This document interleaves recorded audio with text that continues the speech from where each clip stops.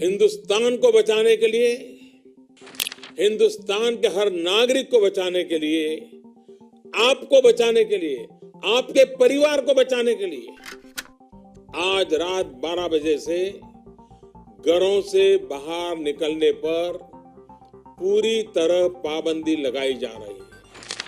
With that, Prime Minister Narendra Modi put 1 billion people under an unprecedented curfew-like lockdown for 21 days in a bid to fight coronavirus.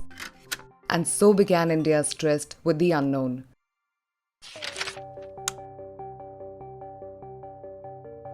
The busy went out of the streets, the crowded out of the markets, and the congested out of the roads.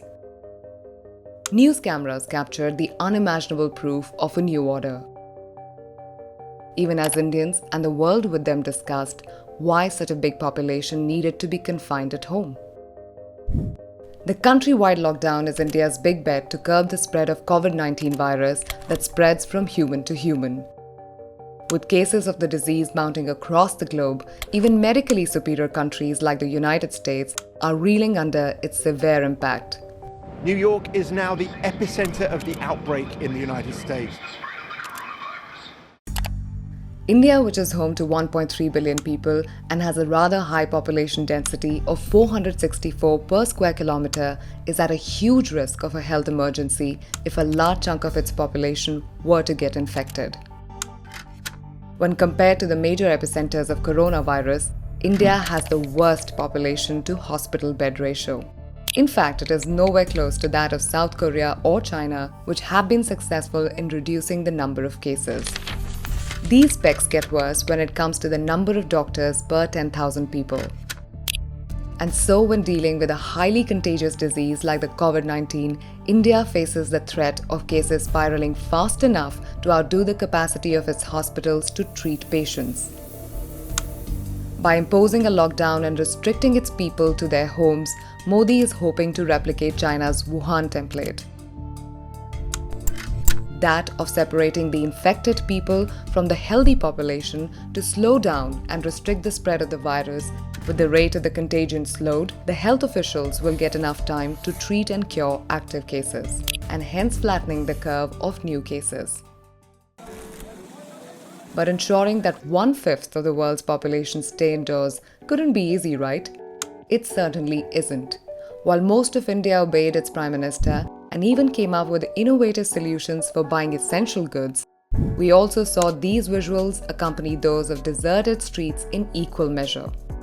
People rushed to stock up their homes while migrants tried to leave for their homestays. And some others? Well, they just couldn't seem to shirk routine. In the absence of a playbook, our police officers burdened with the task of enforcing a historic lockdown not only used force but also took a leaf out of Indian classrooms and taught the violators a lesson using public shaming. ਅਸੀਂ ਸਮਾਜ ਦੇ ਦੁਸ਼ਮਣ ਆ ਅਸੀਂ ਘਰੇ ਟਿਕ ਕੇ ਨਹੀਂ ਬੈਠ ਸਕਦੇ We even saw images like these that underlined how a lot of us were still far from understanding the logic behind social distancing. Clearly, India's administrative challenges extend beyond the scale of the lockdown and is a reason why the WHO is itself monitoring India's efforts to control the spread of the virus, and in a statement clarified what it could achieve with this first big step. Asking people to stay at home and shutting down population movement is buying time and reducing the pressure on health systems. But on their own, these measures will not extinguish epidemics. The point of these actions is to enable the more precise and targeted measures that are needed to stop transmission and save lives. The secret of China and South Korea's success was restrictions coupled with rigorous measures to test every possible suspect. And this is where India lags. India has conducted amongst the fewest tests across the world given its dependency on imported kits. But with indigenous production in the pipeline, the number of tests would hopefully go up in tandem with India looking at other measures to strengthen its medical preparedness, including increasing the number of ventilators that it currently has a gaping shortage of. And so as India works from home, sings religious songs from its balconies, holds innovative Tambola tournaments, and even undertakes unimaginable long walks back home. It hopes its Prime Minister is closer to bridging these gaps even as he stays distant from his colleagues in the cabinet meetings that will define the future of this nation of more than a billion. मैं सभी देशवासियों से क्षमा मांगता हूं। कुछ ऐसे निर्णय लेने पड़े हैं जिसकी वजह से आपको कई तरह की कठिनाइयां उठानी पड़ रही हैं।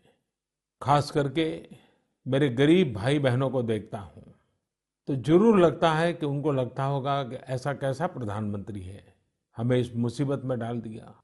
उनसे भी मैं विशेष रूप से क्षमा मांगता हूं। लेकिन भारत जैसे 130 करोड़ की आबादी वाले देश को कोरोना के खिलाफ लड़ाई के लिए एक कदम उठाए बिना कोई रास्ता नहीं था। किसी का मन नहीं करता है ऐसे कदमों के लिए, लेकिन दुनिया के हालात देखने के बाद लगता है कि यही एक रास्ता बचा है।